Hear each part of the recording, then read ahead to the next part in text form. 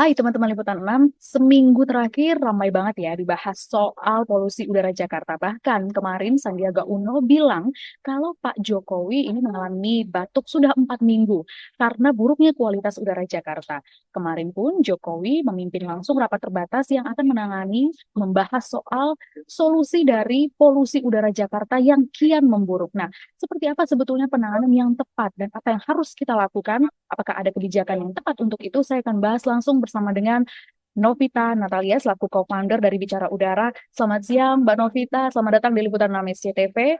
Baik, Mbak Novita, ya. polusi udara kian buruk. Sebetulnya solusi yang paling tepat menurut Mbak Novita ini seperti apa? Oke, solusi paling tepat sebenarnya memang kami dari awal percaya ya bahwa Clean Air Act itu sebenarnya salah satu hal yang dibutuhkan.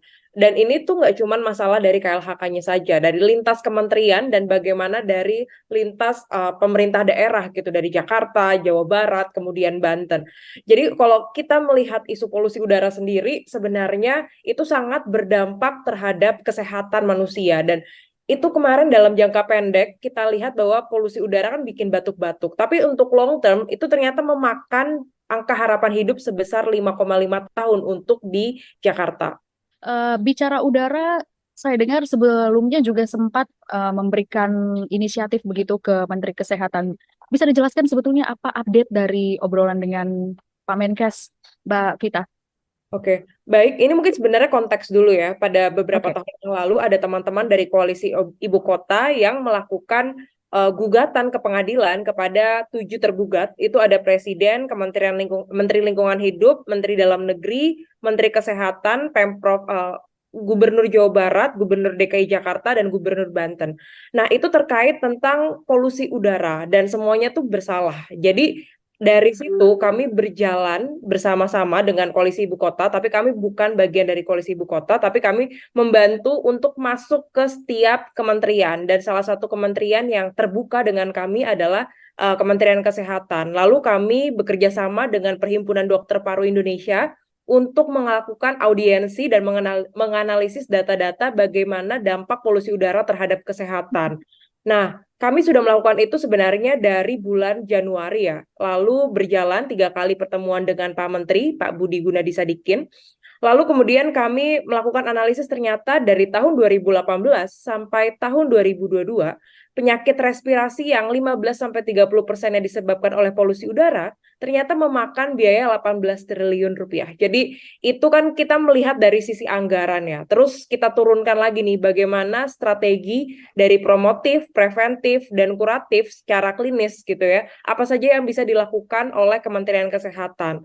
Namun, ini nggak bisa dilakukan sendiri oleh Kementerian Kesehatan. Ini perlu lintas kementerian. Nah, salah satunya itu sebenarnya kuncinya adalah di Kementerian Lingkungan Hidup sebagai pelaksana teknis dari sisi hulu. Karena Kementerian Lingkungan Hidup ini mereka pegang data kualitas udara, terus kemudian mereka pegang kendali dan kebijakan untuk industri dan transportasi. Jadi sebenarnya ini adalah langkah awal dari Menteri Kesehatan dan Kementerian Kesehatan untuk bagaimana upaya supaya pengendalian pencemaran udara itu berdampak terhadap kesehatan. Harapannya sih selanjutnya adalah dari Kementerian Lingkungan Hidup ya, karena banyak kebijakan-kebijakan yang dipegang oleh Kementerian Lingkungan Hidup untuk meminimalisir atau mengurangi polusi udara di Jakarta.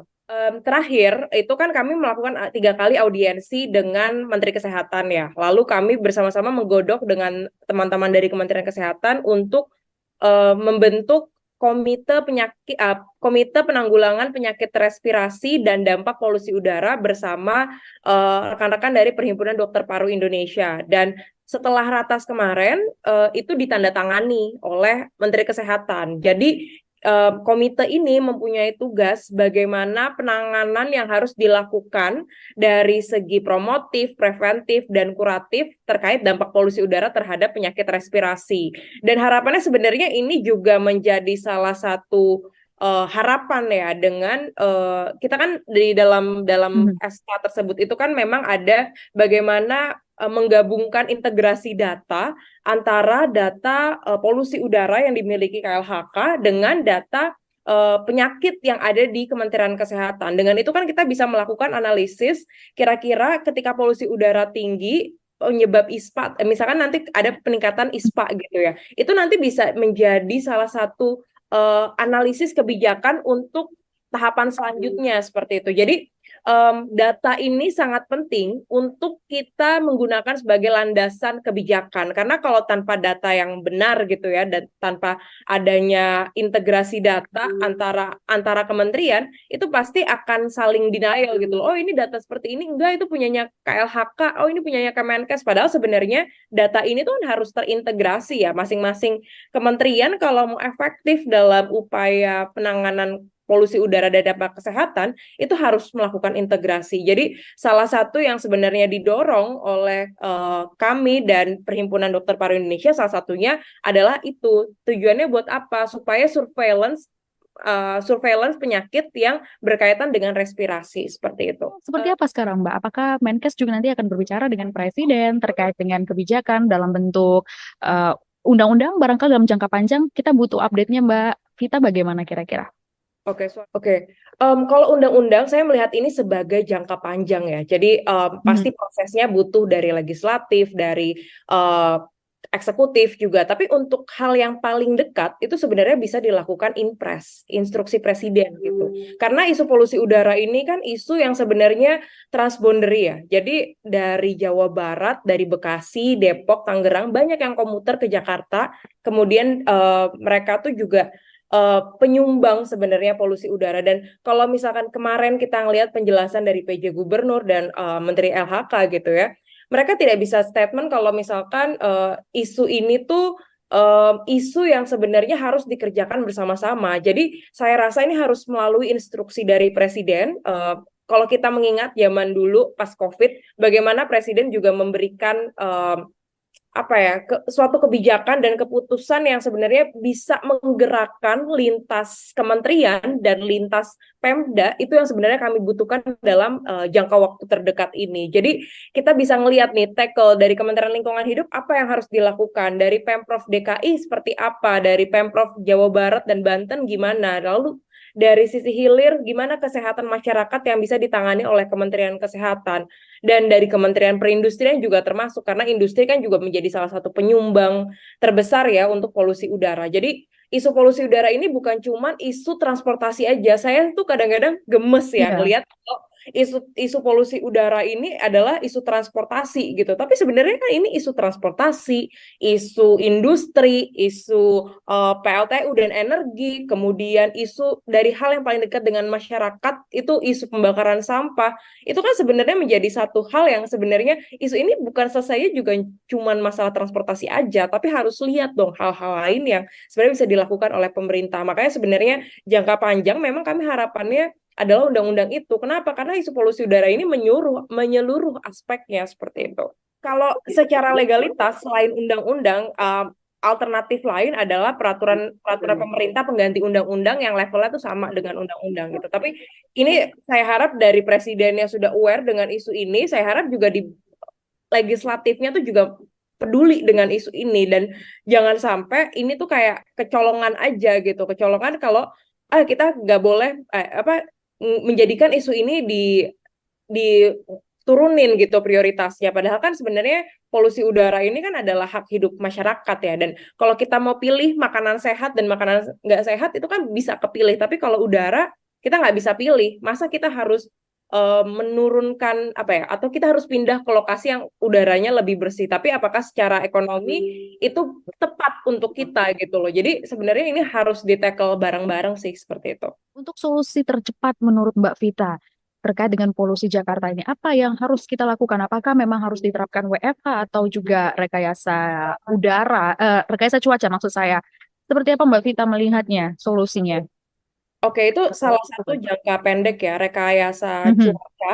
Sebenarnya rekayasa cuaca tuh sebenarnya seharusnya nggak cuman dari hujannya aja, tapi juga dipengaruhi angin. Karena memang angin ini menjadi salah satu penentu bagaimana polusi udara di Jakarta gitu.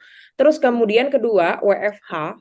Sebenarnya dengan WFH ini bukan untuk mengurangi polusi udara sebenarnya, tapi melindungi kita dari paparan polusi udara. Ini yang sebenarnya perlu diluruskan ya. Jadi kemarin memang ada data ketika di jalan kosong saat PSBB gitu ya. Tapi PM2,5 salah satu polutan berbentuk debu itu tuh masih tinggi. Jadi sebenarnya kan itu juga faktor dari tadi industri, terus kemudian pembakaran sampah. Jadi sebenarnya kalau kita mau mengarahkan WFH sebagai solusi paling cepat untuk mengurangi polusi udara, sebenarnya itu kita tergantung ngelihatnya dari sisi apanya. Tapi kalau saya ngelihat WFH itu bisa diterapkan untuk kita mengurangi paparan dari polusi udara yang ada di luar gitu. Karena aktivitas industri itu akan tetap berjalan kan, seperti itu. Dan selanjutnya memang mungkin banyak ya wacana-wacana kayak subsidi mobil listrik, motor listrik, tapi Betul. jangan lupa juga nih untuk subsidi insentif, bukan subsidi, insentif yang diberikan ke bus listrik. Karena kalau kita ngelihat mobil dan motor listrik itu kan sebenarnya kan tergantung daya beli dari masyarakat kan. Nah, tapi Iya. hal pertama yang bisa dilakukan adalah apakah pemerintah DKI misalkan dari Transjakarta itu mau mengubah ke bus listrik gitu loh. Karena itu kan sebenarnya lebih cepat kan dari ke government-nya dulu. Government yang memberikan contoh, oke, government sudah mengganti dari bus combustion ke bus listrik gitu. Misalkan seperti itu. Tapi itu lagi, jadi kalau saya rasa ya sebenarnya insentif yang diberikan terlebih dahulu itu adalah insentif bus listrik untuk transportasi massa, transportasi publik.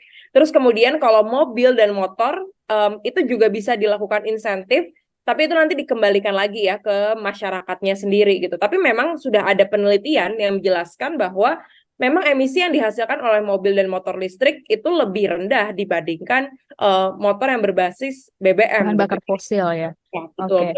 bahan bakar fosil gitu. Jadi ya itu tadi yang sebenarnya yang konteks dari saya, kita perlu ngelihat nih dari sisi jangka pendek, jangka menengah dan jangka panjang. Dan kalau jangka pendek saya rasa WFH akan membantu kita dalam mengurangi paparan polusi udara di luar karena aktivitas industri akan tetap berjalan dan polusi masih akan tetap tinggi. Terus kemudian kedua, pemerintah melalui Transjakarta gitu ya, seharusnya dari mereka itu juga perlu menambah bus listrik juga gitu karena sejauh ini saya masih terakhir tuh saya baca beritanya itu masih ada 52 gitu sedangkan target tahun ini itu lebih dari itu kan 100 gitu. Nah, terus kemudian yang ketiga nanti dikembalikan apakah mau di mobil dan motor listrik yang akan diinsentifkan atau sebenarnya kita bisa memperbaiki dengan uji emisi dan lain-lain. Cuman itu menurut saya masih hal yang terakhir lah. Tapi yang kedua, Mhm, yang mhm. yang utama ya adalah WFH dan bus listrik dan uji emisi juga perlu digalakan ya, karena kita Oke, tahu bahwa motor-motor tuh mungkin banyak yang nggak aware bahwa mereka harus betul. servis dan lain-lain. Oke, baik. Mbak Vita, terima kasih sudah bergabung bersama kami, sudah kami tangkap informasinya, sudah sangat jelas. Sekali lagi, terima kasih Mbak Vita sudah bergabung bersama kami di Liputan Mamesi TV. Kita harapkan semuanya bisa lebih baik daripada ini. Jakarta tidak lagi mendapatkan peringkat kualitas udara sangat buruk di dunia.